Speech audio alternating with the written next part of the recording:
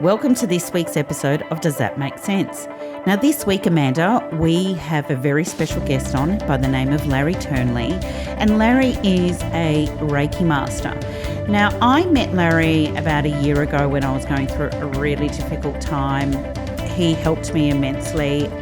I am really excited to give everyone an insight on what Reiki is and how it's helped me, and of course how it can help others. What do you think? Yeah, let's get into it. Welcome to the show, Larry, co-founder of Think Focus Act, a boutique wellness centre in Melbourne. Larry, you're a qualified Reiki Master, and we're really looking forward to talking to you on the show today. So welcome to the show. Great to be here. Thanks, Amanda. So the practice of Reiki actually dates back to the 1920s. Can you just explain in simple terms to our listeners, what is Reiki?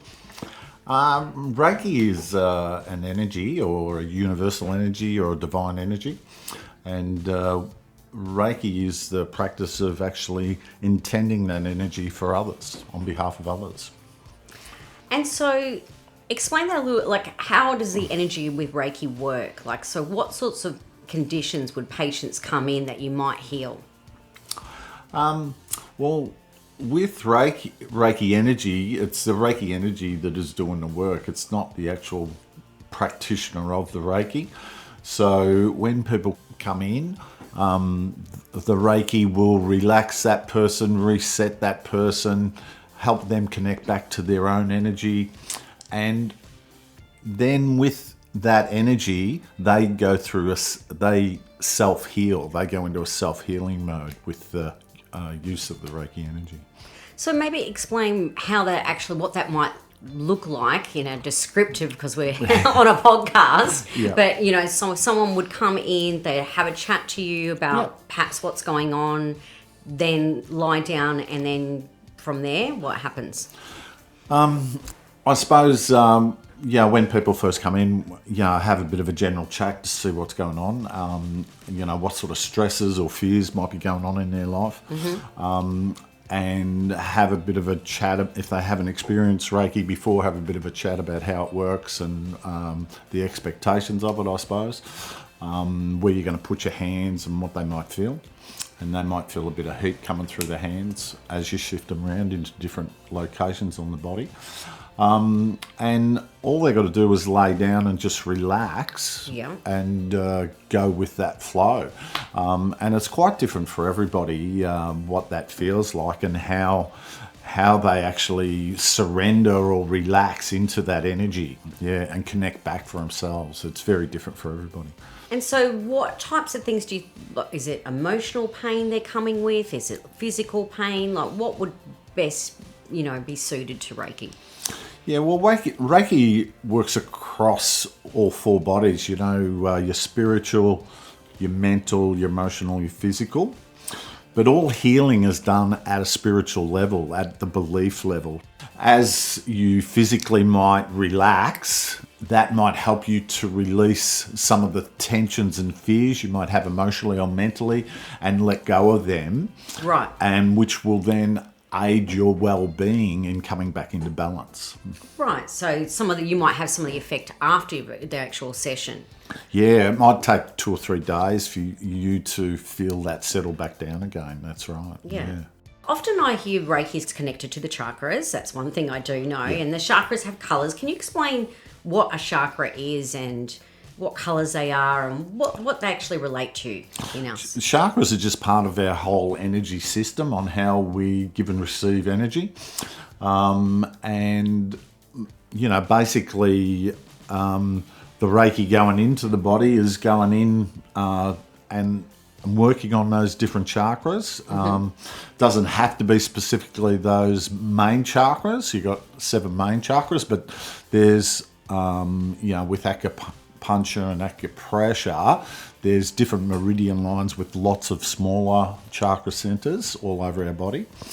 So as a energy system, we react to energy around us all the time. So intending Reiki or love energy or light energy to someone is going into that system, that chakra system, and helping that balance up for itself, where energy might be stuck or blocked it helps release that. Because there's things like, your root chakra, there's your heart chakra, Yep, so it might yep. be something, and is there something from obviously your past or something that gets stuck in there, or is it patterns or... Yeah, correct on both those. It can be stuff that's gone on in our childhood that, we weren't strong enough to stand up for ourselves when we were younger, and that energy gets stuck in our system, and we totally forget about it, so it can be stuck in there unconsciously.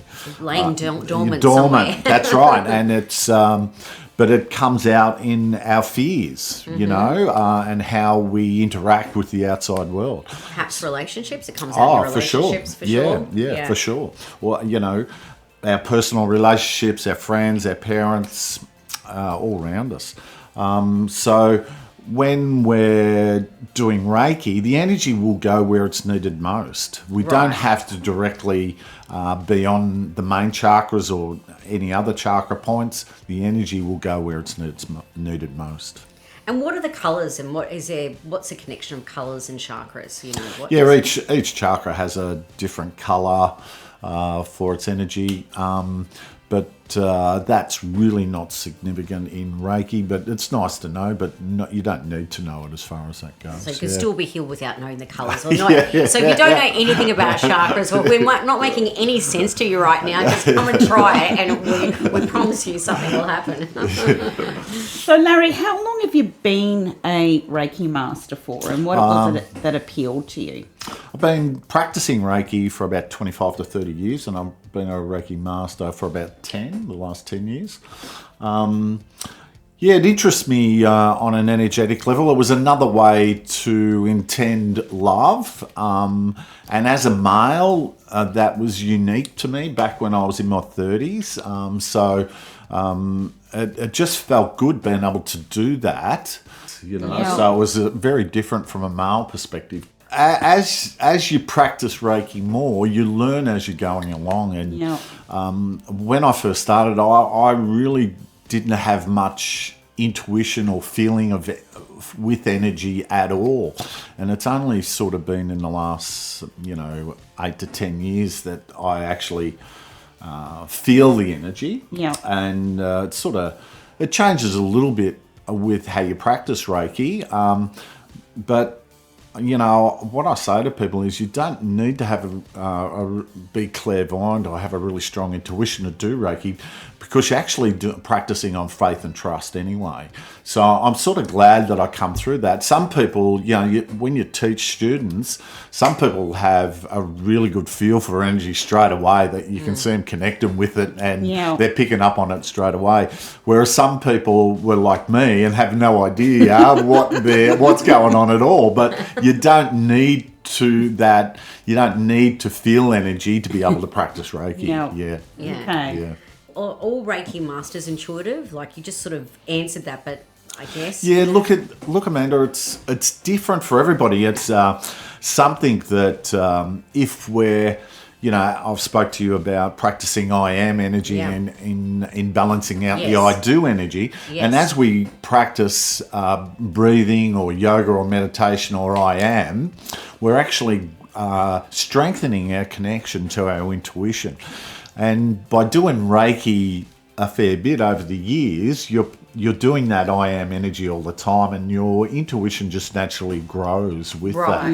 Yeah. But everybody's intuition is slightly different. I find I have very strong intuition. I've always had that, and I tend to trust that. Yes. I don't know good why. on you. Yeah, no, good on you. But it just... that's great. Larry, you're an intuitive, and it's the first thing when I had my first, even though I was a basket case, when I saw you, it was the first thing that I thought that you were highly intuitive. You knew me better than a lot of people that have known me forever.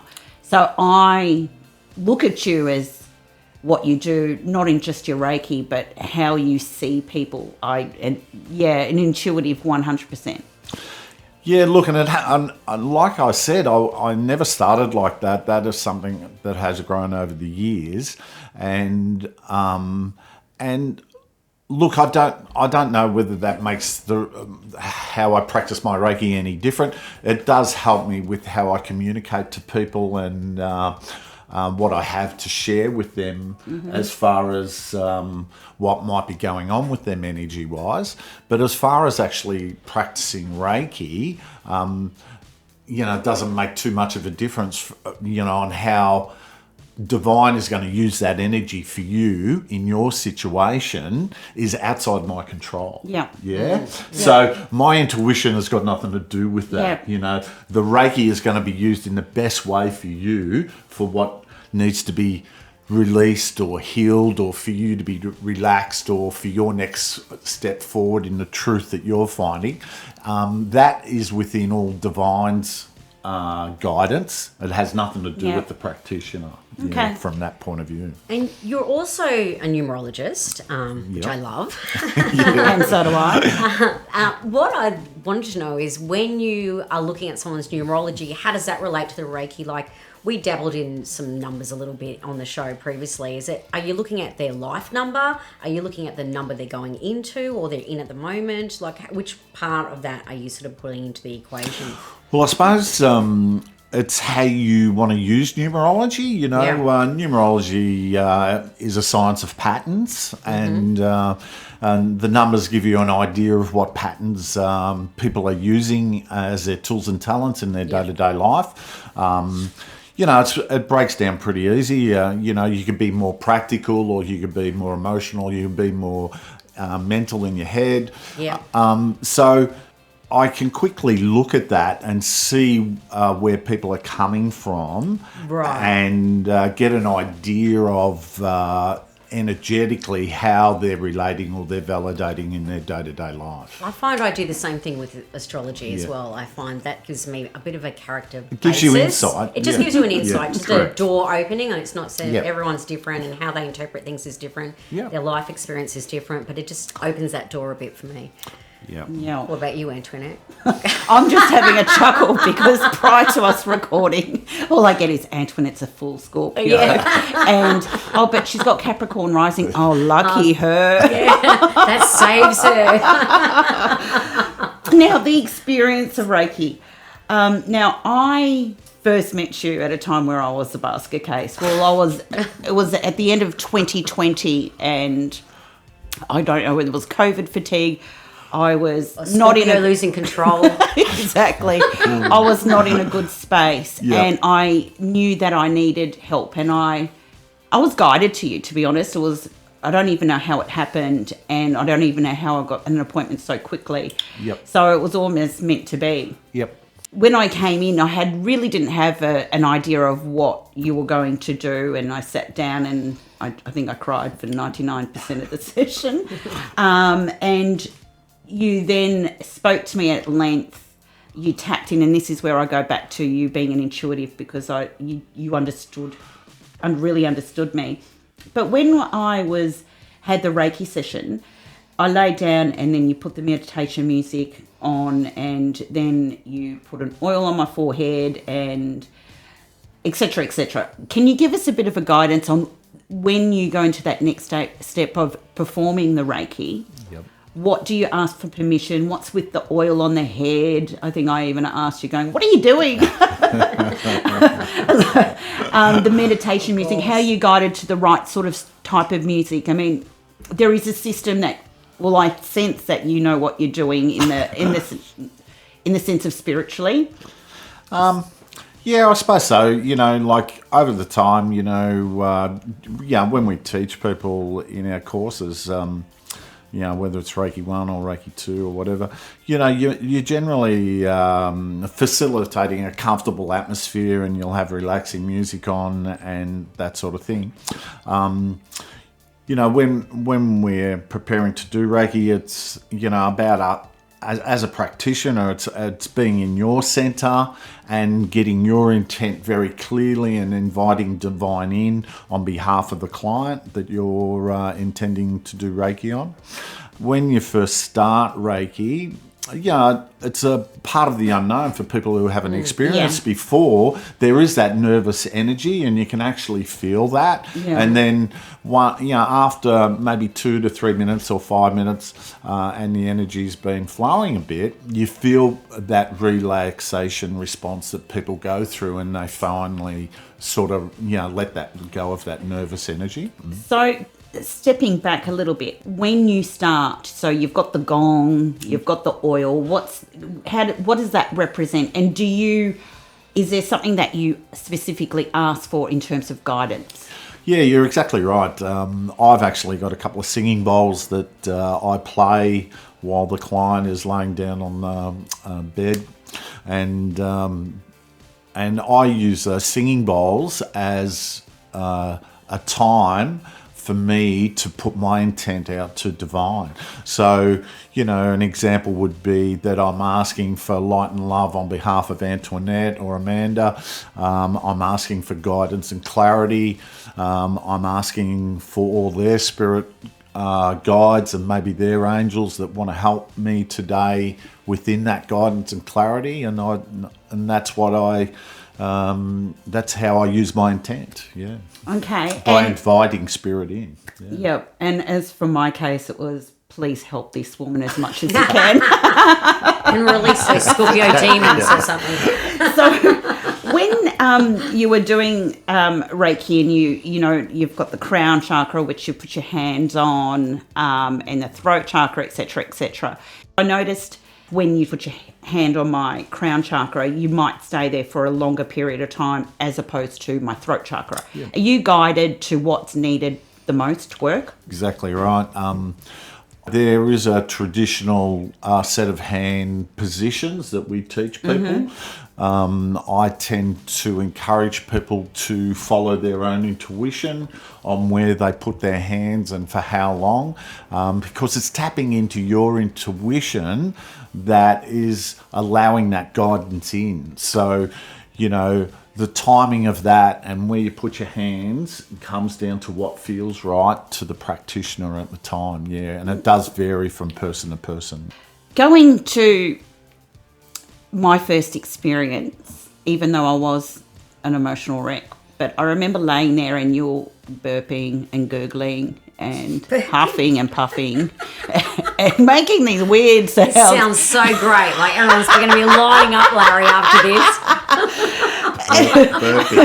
Burping, I know. I like the burping. Well, it was like you were releasing stuff, and I'm like, what in the world is that? It wasn't loud by any means, but it was like you were picking up something from me, and it was coming out. It was your lunch indigestion, not Larry's. Is that what we're clarifying?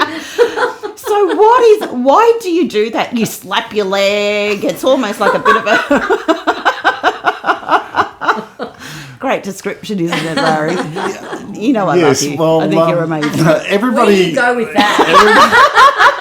Everybody's Let's a little start bit with the different. gurgling and the burping and the huffing and puffing. Everybody's a little bit different, I've only sort of been going down that track probably the last 8 years, I suppose. But I met a lady called Dorothea, and how she practiced Reiki really inspired me. Because Reiki talks about the energy we're intending that we put in, but a lot of the Reiki system doesn't actually talk about the energy actually coming out. And it doesn't deal with that at all. And, for the first 20 years I practiced Reiki, I had no idea of what energy was going in or what was coming out, because I wasn't sensitive to it. And as I went along, I started to actually feel energy and feel other people's energy and energy coming out as well as energy going in. So part of what I'm doing there is actually grounding that energy out through me, and it might be breathing it out, it might be hitting my leg, and I'm just asking that energy to go to the earth or go to the light or be taken to a place where it can harm no others, But everybody, you don't have to be as dramatic as that, or I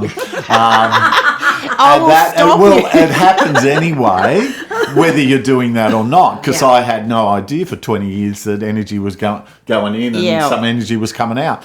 But on some occasions, we might experience that we might have residual energy on us from working with the client, and you start getting sensitive to that residual energy and learning to clear that off you and that. So we do take the practitioners through that when we're teaching them how to use your intent to clear energy off you. Yeah. Well, all I can say, where it stops, the gurgling, the burping, the slapping, it's all good. Where it stops is if you start breaking wind. Don't break wind, Larry, because then I'll be going, all righty. This is a whole new experience. That session was completely different. It was an amazing session. I'm his number one fan. Now, for you as a Reiki practitioner, what do you feel? So, other than the burping and the gurgling, what do you feel in... Well, when you're actually channeling energy, you actually get quite centered within yourself and quite connected within yourself. You have a heightened sense of your energy, so it's like your cup becomes quite full. You're actually intending that Reiki or that flow of Reiki is like an overflow of your own cup of that divine energy. So it actually does lift you up, Sometimes it can feel like you're actually receiving Reiki at the same time that you're giving Reiki. Wow, that's amazing. So do you have visions? Do you have visions? I don't know. No, you don't? No. Okay. And what about... Some people do that, yeah.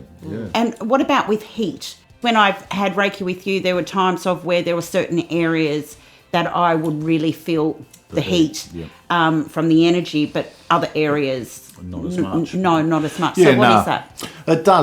It does vary, feeling the heat from one hand position to another. Whether that indicates more energy or not going in or out, it's hard to say from that point of view. But, most people do feel that variation in heat in different places. Yeah, that's for sure. Yeah. Okay. It's just part of it. And is it suitable for everyone, or like children? Can children come? Yeah. Part of when I learned it was doing Reiki on my young kids. Yeah. It was really great for my kids when they were growing up, and now I use it on my grandkids as well. Wow. Yeah, if they require it or want it. Yeah. And how often should people come and experience a Reiki? Does that just depend? Like, should you do a monthly tune-up, or how does that work? Just depends on how you personally manage your own energy. Reiki is one way of helping us all to connect back to ourselves, to create a balance in our energy. And whether we're going for a walk in nature or having a bath with candles on or meditating or doing yoga, we each find our own way and how that works for us, how we best connect back to ourselves to allow that balance in. Reiki is just one of the ways of doing that, helping us to top up, to embed that feeling of connection. Like if you did 3 or 4 days in a row, you would feel the effect of that. Oh yeah, I did. Greatly. I think you came probably about 3 times in 5 or 6 days originally, and that helped you get back to a balance more within you, or it sort of got your energy back down a bit, where you were functioning a lot better. For a lot of people, I might recommend they come, for 5 or 6 weeks in a row. It just depends, where they're at within the dramas that's going on in their lives and what's best for them. But usually I allow that person's intuition to guide them on what they feel, rather than me sort of pushing what I feel. Of course, the whole intention of Reiki is for you to improve your connection to yourself, which then improves your intuition and radar to guide your life for yourself. Yeah. So So, and you also, you're a teacher. Yep. So, and you offer level 1 and 2 Yep. courses in Reiki. So, in order for people to get in contact with you, do they just go through Think Focus Act? Yeah, the website. Through the website. All down, And we'll include all the details on the podcast. Now, lastly, for any skeptics out there or parting words, do you have any parting words? Skepticism is very healthy. I was a big skeptic when I first learnt numerology and then I learnt Reiki. But I think skepticism is healthy, because, your life experience is what teaches everybody. It's not what other people experience that you learn from. You learn from what goes on in your own life, and you need to learn to trust your radar on what works for you. Reiki is something that I've found that it's been a very useful tool for me, and it's been great to share that with others, but it's not everybody's way, so we all need to find our own way, and we need to learn to trust our intuition for ourselves on what's best for ourselves. Yeah, look, I adore you. Hands down. I'm your biggest fan. Thank you, Antoinette. With everything that you've done for me, and I think that I've told every single person that I know you need to have a Reiki session with Larry. Yeah, and basically, Antoinette, it was you just getting back to yourself and getting back to what you were confident about within yourself. And, this is how the outer world works. Different things happen in our outer world where we feel like we're getting stuck, or it's not moving, or jobs aren't working. Lots of different things go on, and it's about coming back to what we can control, and we can control our choice of energy and how we treat ourselves. We can't control how others are going to treat us, or what the outer world is happening, or what roadblocks are going on out there. But our reaction or response to that, we definitely have a choice over, and it's coming back to what we can control.